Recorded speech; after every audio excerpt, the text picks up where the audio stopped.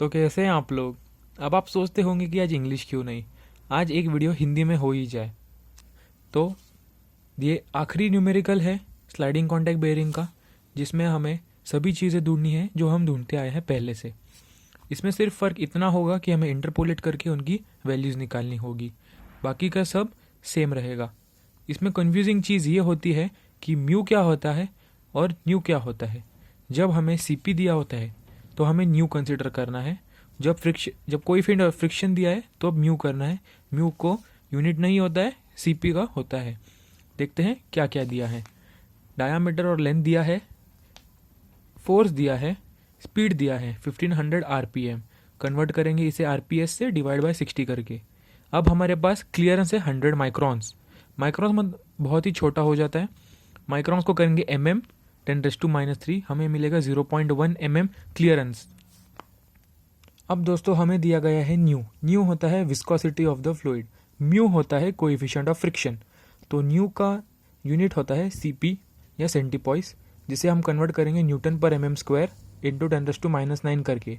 हमें एक टेम्परेचर दिया है T1 जो कि इनलेट टेम्परेचर है 30 डिग्री।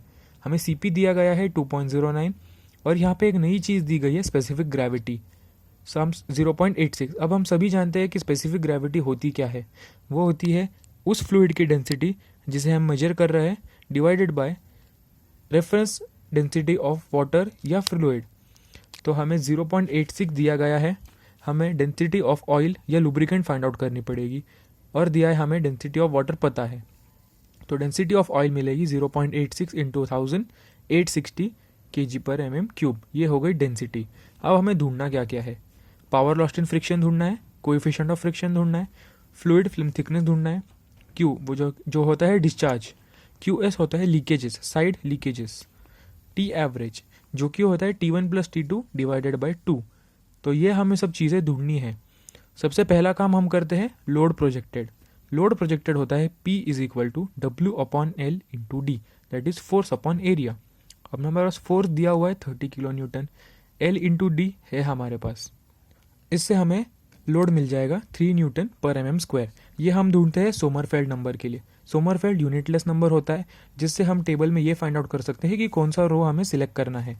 सो R/c² इंटू न्यू जो होता है viscosity of the fluid into speed divided by load projected per unit area. ये सभी वैल्यूज़ हमें दी गई है। D से हम R निकाल सकते हैं। क्लियरेंस हमारे पास है, दिया है, स्पीड दी है और लोड प्रोजेक्टेड दिया हुआ है। हमें मिल जाएगा सोमरफेल्ड नंबर 0.05208। अब आता है टेबल का काम। टेबल में अगर आप देखेंगे, टेबल में हमने L/D = 1 लिया है और सोमरफेल्ड नंबर हमारा आया है 0.05। टेबल में कहीं भी दिया हुआ नहीं है, तो हम क्या करें, 0.121 एंड 0.446 के बीच में वो लाया करेगा।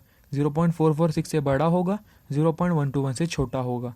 इस केस में हमें इंटरपोलेट करना होगा, इनके बीच की वैल्यूज़ फाइंड आउट करनी होगी, जिसके कारण हमें सभी वैल्यूज़ इंटरपोलेट करनी होगी। अब हमें कौन सी वैल्यूज़ लगेगी। फर्स्ट वाली H0/c थिकनेस फाइंड आउट करने लगेगी। ये लगेगी हमें डिस्चार्ज निकालने। QS/Q लगेगा साइड लीकेजेस निकालने। तो हमें 3 वैल्यूज़ तो लगने ही वाली है। उसके अलावा हमें R/c इंटू F जो ये फैक्टर है फ्लूइड फैक्टर, वो निकालना होगा।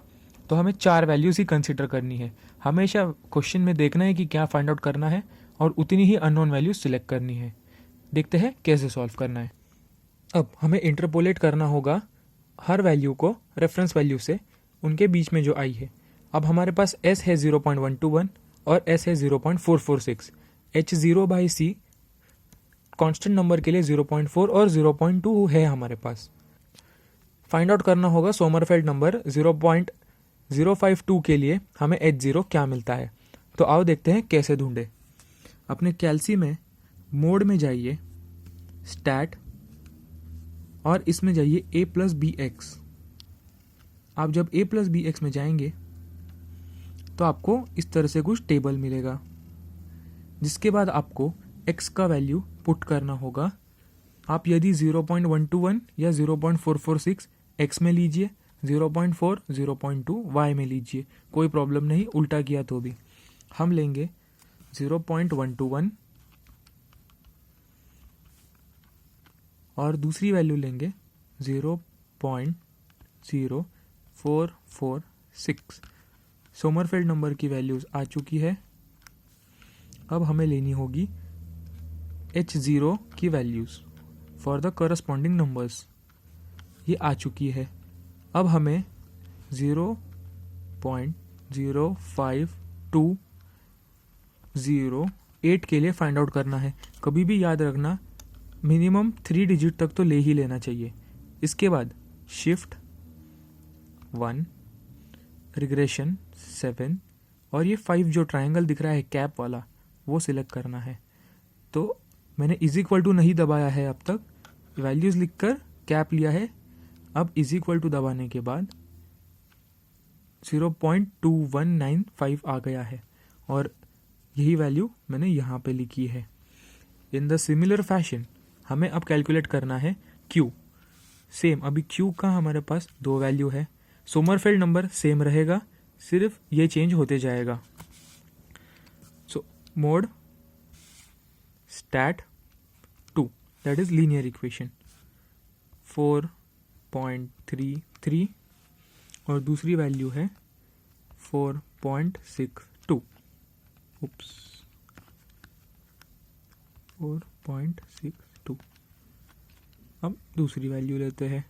सोमरफेल्ड नंबर 0.121 0.0446 हो गई। अब हमें ढूंढना था सोमरफेल्ड 0.0520 के लिए। तो शिफ्ट 175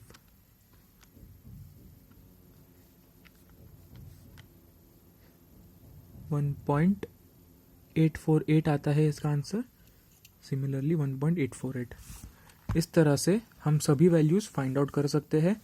पुट करना है इंटरपोलेट करके। सोमरफेल्ड नंबर फर्स्ट कॉलम, ये वैल्यूज़ सेकंड कॉलम।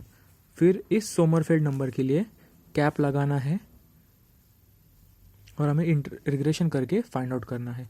सभी वैल्यूज़ आ चुकी है। First H0/C is equal to 0.2196। अब हमारे पास C है और 0.2196 है, तो H मिल जाएगा।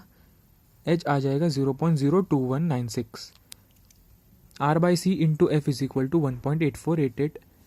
सिमिलरली F आ जाएगा 0.0376। पावर लॉस्ट इन फ्रिक्शन का फॉर्मूला है 2π/NS FWR अपॉन 10⁶ किलोवाट में आंसर मिल जाएगा। Q आ जाएगा सिमिलरली। अभी साइड लीकेजेस निकालना है। साइड लीकेजेस का भी फॉर्मूला है, तो QS आ जाएगा। डेल्टा T निकाल सकते हैं 2π/NS FWR रो QCP इंटू 10⁻³ डेल्टा T आ जाएगा। अब जो लास्ट बिट बची है एवरेज टेम्परेचर, वो होता है T1 plus delta T divide by 2। पहले हम इसको सॉल्व करते हैं, फिर इसमें ऐड करते हैं, तो मिलता है 34.1971 डिग्री सेल्सियस। ये था न्यूमेरिकल। इससे अतिरिक्त इस चैप्टर में कुछ एक्स्ट्रा पूछ ही नहीं सकते हैं, क्योंकि कुछ है ही नहीं। बहुत ही सिंपल और साधारण से न्यूमेरिकल है, आराम से सॉल्व हो जाएंगे। याद रखना है L/D हमेशा 1 ही दिया होता है। यदि आपको 0.8 दिया हो तो आप उसे 1 ले सकते हैं। 1 से बड़ा जो होता है वो होता है हाफ, हाफ से बड़ा होता है 1.25। So quarter, half, 1 and infinity ऐसे रेशियोज में इंक्रीज होता है। हमें सिलेबस में 1 है, 1 से रिलेटेड सभी वैल्यूज़ आपको ढूंढनी है।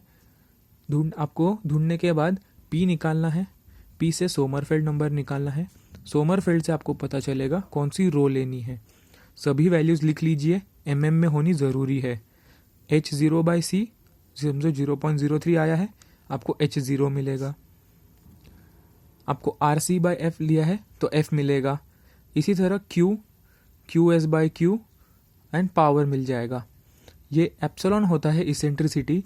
यदि आपको इसेंट्रिसिटी दिया है और L/D दिया है तो आप वापस इंटरपोलेट करके सब वैल्यूज़ निकाल सकते हो। इसमें कुछ हार्ड नहीं है। इसमें तो थ्योरी क्वेश्चंस आते हैं, उसमें पीटर ऑफ इक्वेशंस ज़रूर करना, टर्मिनोलॉजी ऑफ द बेरिंग ज़रूर करना। ये 2 क्वेश्चन बहुत बार आ चुके हैं। इसके अलावा manuals and catalogues for bearings दोनों भी बेरिंग कर लीजिए, solid journal bearing and rolling contact bearing भी पूछ सकते हैं। इसके अलावा एडवांटेजेस एंड डिसएडवांटेजेस ज़रूर करके जाना। 16 मार्क्स के लिए 16 मार्क्स का यूनिट है, उसमें से 8 marks for sum and 8 marks for theory आ सकता है। और में 8 मार्क्स सम 8 मार्क्स थियरी, बहुत ही साधारण से न्यूमेरिकल है। कुछ भी दिक्कत हो आप कमेंट कीजिए, मैं ज़रूर उसे सॉल्व करने के लिए ट्राई करूँगा। ज़्यादा से ज़्यादा शेयर कीजिए, अपने दोस्तों को दिखाइए and keep subscribing. I hope to see you in the next video.